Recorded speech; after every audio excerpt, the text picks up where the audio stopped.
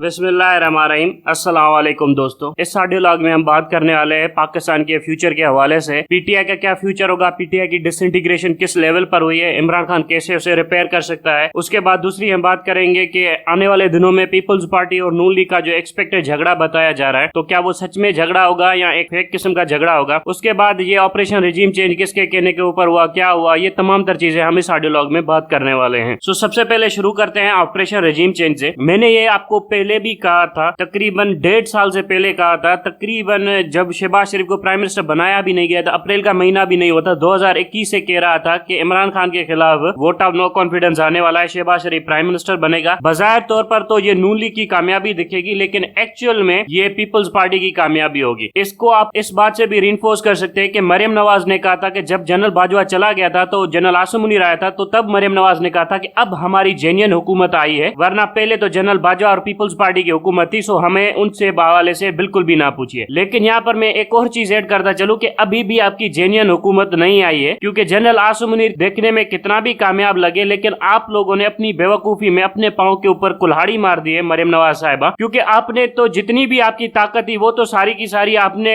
PTI के ऊपर खर्च कर दी, लेकिन पीटीआई फिर भी सस्टेन कर गई डैमेज। उसके बाद जितनी भी फौज की ताकत थी वो भी आपने पीटीआई के ऊपर खर्च कर दी, फिर भी पीटीआई सस्टेन कर गई। इसके बाद क्या हुआ, इसके बाद ये हुआ कि आपको जो रिजल्ट्स चाहिए थे, जो आपके स्ट्रेटेजिक रिक्वायरमेंट्स थी कि आपने पंजाब के अंदर खुद को रिवाइव करना है, एक इलेक्शन लड़ने के लिए कॉम्पिटिटिव पार्टी बनाना है, वो तो आप खुद को बना ही नहीं सके। सो आपने अपने कोई भी स्ट्रेटेजिक ऑब्जेक्टिव्स अचीव नहीं की, बल्कि जितनी भी ताकत थी वो सारी की सारी पीटीआई के ऊपर खर्च कर दी। और अब आप जब एग्जॉस्ट हो चुके, थक चुके हैं, सो आपको रियलाइज हो रहा है कि फौज के अंदर आर्मी चीफ लगाने से कुछ भी नहीं होता, क्योंकि उसके नीचे जितने भी ऑफिसर है वो जनरल बाजवा ने और पीपल्स पार्टी ने मिलकर प्रमोट किए थे, और वो सारे के सारे पीपल्स पार्टी के वफादार हैं। अब आपको रियलाइज हुआ है कि आसिम मुनीर भी फौज के अंदर कितना तनहा कमजोर है, और आसिम मुनीर ने ये जो मिलिट्री क्रैकडाउन पीटीआई के ऊपर लॉन्च किया है, उसके बाद आसिम मुनीर की अपनी रेपुटेशन एट स्टेक हो गई है विद इन द आर्मी। सो अब आपको रियलाइज हुआ है कि आर्मी चीफ आपका लगाने से भी आपका काम नहीं बन रहा, आपने अपने स्ट्रेटेजिक ऑब्जेक्टिव्स के ऊपर काम नहीं किया, बल्कि आप बदला लेने के ऊपर मतलब लगे रहे, और नेट रिजल्ट यही हुआ कि आपने खुद को एक ऐसी जगह पर फंसा दिया है कि अब आने वाले दिनों में पीपल्स पार्टी आपको अच्छे तरीके से लताड़ेगी। हाँ, मैं जानता हूं कि वो आपको इतना नहीं लताड़ेंगे, और ये भी जानता हूं कि आप सरेंडर कर जाएंगे, बहुत जल्दी सरेंडर कर जाएंगे पीपल्स पार्टी के सामने, क्योंकि आपको पता है कि ना आपके पीछे फौज है, ना आपके पीछे अदालत है, और ना ही आपके सामने नवाज शरीफ यहाँ पर आ सकता है किसी भी केस में। इसी बात को अगर मैं इमरान खान के नजरिए से कहूं कि जैसे ही ऑपरेशन रिजीम चेंज हुआ था, इमरान खान के खिलाफ वोट ऑफ नो कॉन्फिडेंस कामयाब हो गया था, तो शहबाज शरीफ को प्राइम मिनिस्टर बना दिया गया था। ये वो टाइम था जब इमरान खान एक डिप्लोमेटिक मैन्यूवर करके बड़ा कुछ गेन कर सकते थे। For example, military general Bajwa के अंडर में कभी भी नवाज शरीफ को पाकिस्तान के अंदर नहीं चाहती थी। सो इमरान खान अगर ये कह देता कि मैं नवाज शरीफ के खिलाफ तमाम केसेस खत्म करवाता और नवाज शरीफ को वापस लाता हूं पाकिस्तान के अंदर, और वो पंजाब की पॉलिटिक्स के अंदर एक एक्टिव रोल प्ले करे, वहां पर मुजीब रहमान शामी और ये जो आपका सोहेल बड़ाई थे, ये इमरान खान के पास ये प्रपोजल लेकर गए थे, इमरान खान ने इसे अप्रूव भी कर दिया था, नवाज शरीफ ने रोड़े अटकाए थे, नवाज शरीफ के ईगो के ऊपर बात आ गई थी, और अल्टीमेटली नेट रिजल्ट ये आज नवाज शरीफ भुगतेगा कि इसके हाथ में कुछ भी नहीं रहा,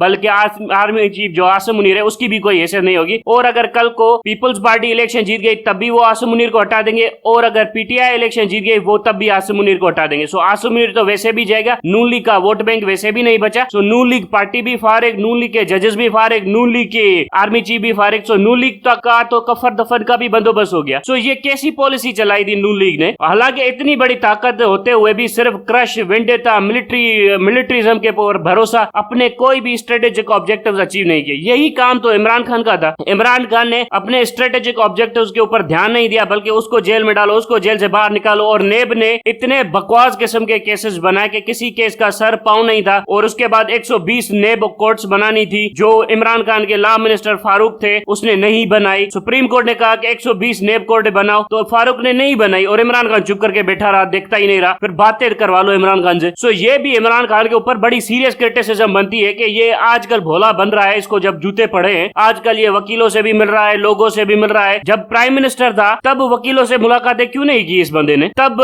बलूचिस्तान में तो जाने में इसको बड़ी तकलीफ हो रही थी, आज जूते पड़े तो समझ में आ गई है इसको। सो इसकी जो नखरेबाजियां हैं ये भी आपको थोड़ी सी देखनी पड़ेगी कि इस बेवकूफ ने बड़ी गलतियां की हैं, इसको आप अंडरमाइन भी नहीं कर सकते। हाँ, मुझे पता है कि इस वक्त हम हालत जंग में, इसको जिताना बहुत जरूरी है, लेकिन ये भी जहन में रखना बहुत जरूरी है कि इसके ब्लंडर बहुत ज्यादा थे। असद उमर ने अपनी पॉलिटिकल क्रेडिबिलिटी स्टेक पे लगाई और उसने कहा कि इकोनॉमी के साथ जो भी होगा वो मैं देख लूंगा, मैं इकोनॉमी के अंदर जो फॉरेन एक्सचेंज रिजर्व है उसको बढ़ाने के लिए एक्सपोर्ट ओरिएंटेड इंडस्ट्री को सपोर्ट करना चाहता हूँ। Within 6 month Asad Umar को हटा दिया और फिर किसको लेकर आए वो भी हम सब ने देखा। जब आप अपने मिनिस्टर्स के ऊपर ट्रस्ट ही नहीं करते, कॉन्फिडेंस ही नहीं देते अपने मिनिस्टर्स को, उनके ऊपर शक करते हैं, तो नेट रिजल्ट यही निकलता है कि आपके जो मिनिस्टर्स हैं वो आपके ऊपर ट्रस्ट नहीं करते। वो कहते अगर मैं पॉलिसी बना भी लूं तो ये जो ऊपर बैठा हुआ है प्राइम मिनिस्टर को कुछ समझ में नहीं आ रहा, ये जाकर मुझे हटा देगा। फिर नेट रिजल्ट ये होगा कि मेरे ऊपर लोग भरोसा नहीं करेंगे। एक प्राइम मिनिस्टर के दरमियान और उसके मिनिस्टर के दरमियान एक ट्रस्ट का रिलेशन होता है। इमरान खान ने उस ट्रस्ट के रिलेशन को बार बार ब्रीच किया था अपनी कैबिनेट के अंदर, कभी उस मिनिस्टर को हटा दिया, कभी वो कर दिया और उसके बाद मीडिया के ऊपर इल्जाम लगा दिए ये करप्ट था, वो ये था, ये था। लेकिन एक्चुअली में ये अपने मिनिस्टर्स की जो इनिशिएटिव टेकिंग कैपेसिटी थी, जो मिनिस्टर्स इसके इनिशिएटिव लेना चाहते थे, उसको बहुत खराब कर रहा था। और जितने भी मिनिस्टर्स को हटाया इमरान खान ने, वो किसके कहने के ऊपर हटाया? अपने कहने के ऊपर हटाया नहीं, वो जनरल बाजवा के कहने के ऊपर हटाया। तो यहाँ पर हमें बुनियादी मसला समझ में आता है कि जनरल बाजवा जाकर प्रेशर डालता था इमरान खान के ऊपर और इमरान खान वो प्रेशर सस्टेन नहीं कर पाता था और उसका प्रेशर निकलता था अपने कैबिनेट मिनिस्टर्स के ऊपर। और नेट रिजल्ट ये था कि कैबिनेट मिनिस्टर्स का जो ट्रस्ट था वो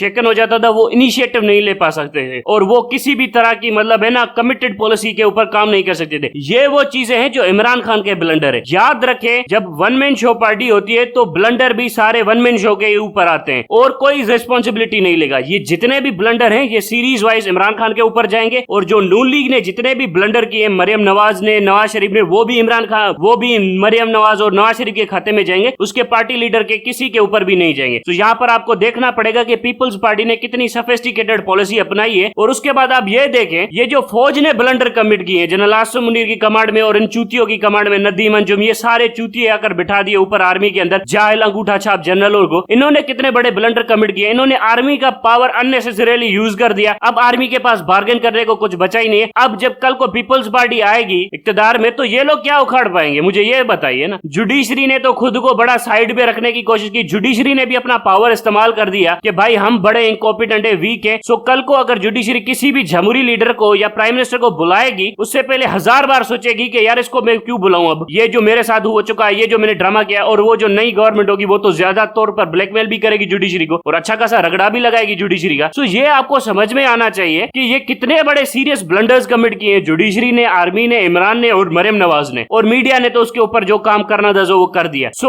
अब जाकर आपकी जो हुकूमत है या तो वो पीटीआई के हाथ में आएगी या तो वो आसिफ जरदारी के हाथ में आएगी। पीटीआई के हाथ में आ गई तो ये सब लोग मिलकर पीटीआई को चलने नहीं देंगे और पीटीआई को बड़ी क्लेवर पॉलिटिक्स खेलनी पड़ेगी। उसके बाद अगर ये चली गई आपके आसिफ जरदारी के हाथ में तो आसिफ जरदारी भी कोई ज्यादा मजबूत लीडर बनकर नहीं उभरेगा, ना ही बिलावल, क्योंकि इस वक्त हालात इतने खराब है इस मुल्क के, इतनी मतलब डिवाइड हो चुकी है, इतनी रिप्रेशन हो चुका है, सप्रेशन हो चुकी है, इतना इंस्टीट्यूशनल कोलैप्स हो चुका है कि कोई भी गवर्नमेंट आ जाए तो वो मुल्क संभाल ही नहीं पाएगी। वो उसके सामने इतने सीरियस चैलेंजेस होंगे पॉलिटिकल नेचर के कि वो without the assistance of army एक दिन भी मुल्क नहीं चला पाएगी। या तो उस गवर्नमेंट के पास अपनी पॉलिटिकल लेजिटिमेसी हो, पॉलिटिकल वोट बैंक हो, पॉलिटिकल पावर हो, जो कि पीपल्स पार्टी की गवर्नमेंट के पास नहीं होगा। सो उसको हमेशा आर्मी की मदद पड़ेगी गवर्नमेंट चलाने के लिए, आर्मी को पीपल्स पार्टी की मदद पड़ेगी अपना फेस बचाने के लिए। अगर इन दोनों के दरमियान कॉम्प्रोमाइजेस होने हैं तो पीपल्स पार्टी एक हद तक कॉम्प्रोमाइज करेगी और ज्यादा से ज्यादा कॉम्प्रोमाइज आर्मी से करवाएगी। बड़े चालाक क्लेवर पॉलिटिशियंस है पीपल्स पार्टी वाले, वरना पीपल्स पार्टी वाले सामने से कह देंगे चलो जी हम जा रहे हैं, फिर इमरान खान आएगा तुम भुगत लेना। सो आर्मी उस टाइम पर वू करने की कोशिश करेगी इमरान खान को, यार हमारा साथ दो, ये पीपल्स पार्टी वाले बड़े खतरनाक है, ये करप्ट है, ये है। फिर वो जुडिशरी के थ्रू एक नेक्सस चलाने की कोशिश करेंगे। लेकिन पीपल्स पार्टी भी उस टाइम पर बड़ी चालाक होगी, बड़ी तगड़ी होगी, बड़े अच्छे तरीके से मुकाबला करेगी। सो यहाँ पर आर्मी ने एक ब्लंडर किया इमरान को हटाकर, फिर पीपल्स पार्टी आएगी। पीपल्स पार्टी एक कमजोर गवर्नमेंट होगी जिसकी फौज से नहीं बनेगी। अब जब उसकी फौज से नहीं बनेगी तो वो फिर से आर्मी वाले इमरान खान को लाने की करेंगे और फिर वो एक और पॉलिटिकल केओस पैदा करेंगे। ये वही ड्रामा है जो फौज इस मुल्क के अंदर 70 सालों के मतलब है ना खेलती हुई आ रही है पाकिस्तान के अंदर। नेट ऑब्जेक्टिव फौज का क्या है कि मैं सबसे ज्यादा ताकतवर बनूं और जो हमारे जो पॉलिटिशियंस है वो सबसे ज्यादा कमजोर बने। लेकिन आसिफ जरदारी भी बड़ा मजा हुआ खिलाड़ी है, उसने सबके साथ वही करना है जो पहले करता हुआ आ रहा है कि भाई रिकंसिलिएशन होगी, सबके साथ डायलॉग होगा, किसी के साथ कोई झगड़ा नहीं होगा, सबको माल खिलाया जाएगा। सो कोई झगड़ा वगैरह नहीं होगा, थोड़ा बहुत ऑब्जेक्टिव्स होंगे सो वो आपको दे दी जाएंगे। सो ये है वो क्लेवर स्ट्रेटेजी जो पीपल्स पार्टी ने खेली है। बहरहाल इस क्लेवर स्ट्रेटेजी के सामने सबसे बड़ी रुकावट है वो है 2023 के इलेक्शन, क्योंकि पीपल्स पार्टी जितना भी रगड़ा लगाना चाहे वो इलेक्शंस में क्लियर कट मेजोरिटी हासिल नहीं कर सकती। मेजोरिटी तो इलेक्शन के अंदर इमरान खान ही लेगा और इमरान खान इलेक्शन इलेक्शन में मेजोरिटी ले गया तो ये कोर्टें वगैरह जो है ना इमरजेंसी लगा देंगी, असेंबली का सेशन नहीं कॉल करेंगी और एक डिफेक्टिव गवर्नमेंट चलाने की कोशिश करेंगी, जिसके ऊपर ठीक ठाक लड़ाई होगी पाकिस्तान के अंदर। सो यहाँ पर आप ये बात देखें कि किस तरह से पाकिस्तान की पॉलिटिक्स का बेड़ा गर्क करने में पाकिस्तान आर्मी का सबसे बड़ा रोल रहा है। ये पूरा operation regime change Pakistan army ने लॉन्च किया, उसके बाद पूरे ऑपरेशन रिजीम चेंज को पाकिस्तान आर्मी ने सपोर्ट किया, उसके बाद पूरे ऑपरेशन रिजीम चेंज के जो रिजल्ट्स आ रहे हैं वो किसी के फायदे में नहीं है। एक तो बकवास ऑपरेशन प्लान किया, उसके बाद उस बकवास ऑपरेशन को सपोर्ट किया, उसके बाद उस बकवास ऑपरेशन के रिजल्ट किसी के फायदे में नहीं है, ना आर्मी के, ना नूली के, ना पीपल्स पार्टी के, ना पीटीआई के, ना पाकिस्तान के। और इस पूरे ब्लंडर के नतीजे में हमें पूछना चाहता हूं कि क्या हासिल किया आर्मी ने, क्या हासिल किया, हासिल क्या किया आपने at the end of the day? ये पूरा ऑपरेशन प्लान किया,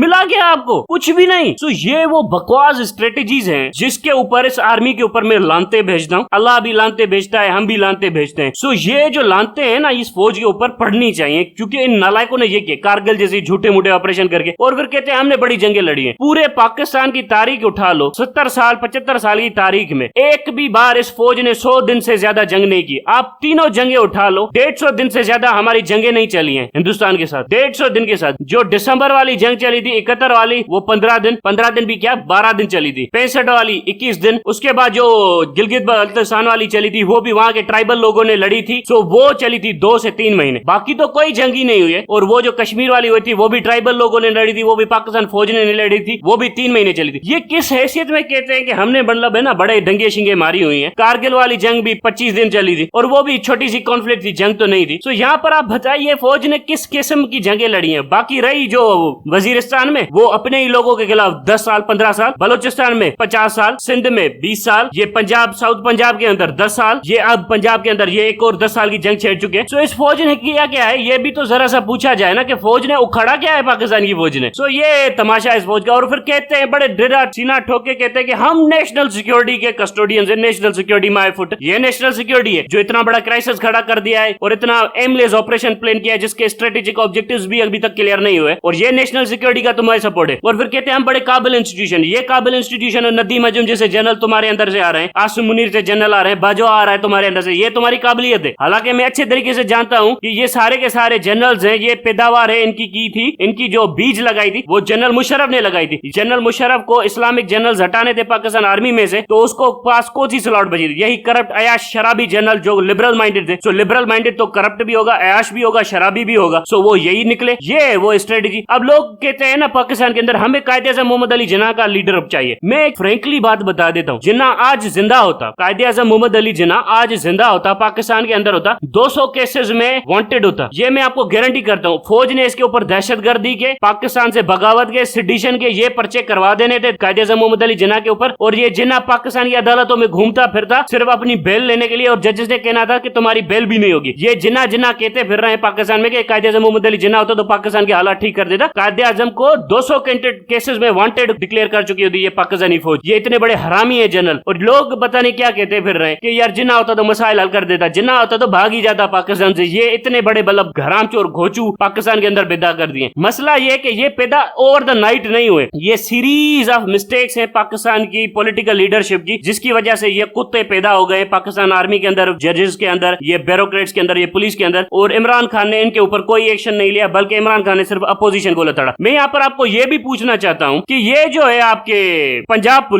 पुलिस के ऊपर इमरान खान ने इंक्वायरी क्यों नहीं बिठाई? ये भी तो इमरान खान का ड्रॉबैक है ना। सो ये आप देखिए कि इमरान खान की लीडरशिप ने भी बहुत मैसिव ब्लंडर किए हैं। इमरान खान बातें बड़ी बड़ी कर ले, लेकिन एक्चुअली में इमरान खान ने on paper on ground economy के अलावा किसी और फ्रंट के ऊपर मतलब है ना कुछ ज्यादा सक्सेस और रिजल्ट हासिल नहीं किए। सो ये वो चीजें हैं जो हमें करेक्ट करनी है आने वाले दिनों में। सो आपको समझ में आ चुका होगा कि ये पूरा operation regime change People's Party ने प्लान किया था, और अब People's Party is a second competitor आ रही है पूरे इलेक्शन के अंदर अक्टूबर 2023 में, और न्यूली किसी जगह के ऊपर मौजूद नहीं। पीटीआई और पीपल्स पार्टी के दरमियान मुकाबला होगा, जो पीटीआई जीत जाएगी और पीपल्स पार्टी को जबरदस्त शिकस्त होगी। लेकिन अगर पीपल्स पार्टी भी जीत जाए तब भी पाकिस्तान आर्मी की तो वैसे हार है। पीपल्स पार्टी जीत जाए पाकिस्तान आर्मी हारेगी, पीटीआई जीत जाए पाकिस्तान आर्मी हारेगी, पाकिस्तान मुस्लिम लीग नून जीत जाए पाकिस्तान आर्मी हारेगी, कोई और जीत जाए पाकिस्तान आर्मी हारेगी। सो जीते कोई भी पॉलिटिकल पार्टी, ये पहली बार हुआ है कि Pakistan army from all angle will lose. So ये है पाकिस्तान आर्मी की strategy. Thanks to general Bajwa, thanks to general Asim Munir, ये जो इनके कमांडोज है इन्होंने अपने ऊपर कुल्हाड़ी मारी है। अब तक के लिए इतना ही। Thank you very much.